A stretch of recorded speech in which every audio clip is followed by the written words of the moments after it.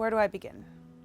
I am angry, I am sad, and I'm scared. I'm scared because I don't want my family to become the next target, to be the next Asian Americans killed out of hate.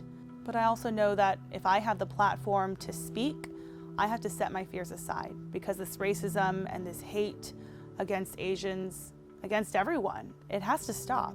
I am first-generation American. I am the daughter of 2 immigrants.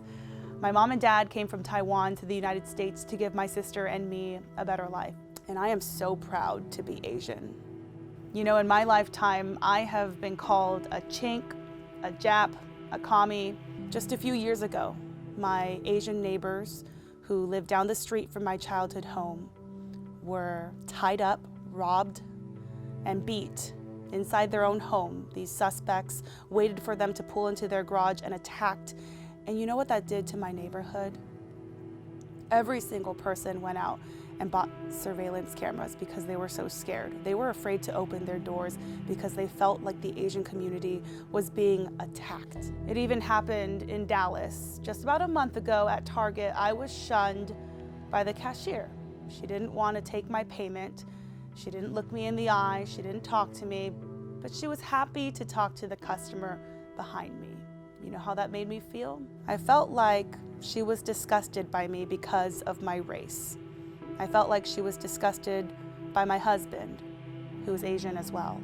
Not long ago, somebody's saying that they wanted this communist reporter who brought the Kung Flu to Texas to be fired. Well, I am here to tell the bigots that I'm not going anywhere. I am here to give a voice to the Asian community that is all too often silenced. We have to talk about what happened in Atlanta.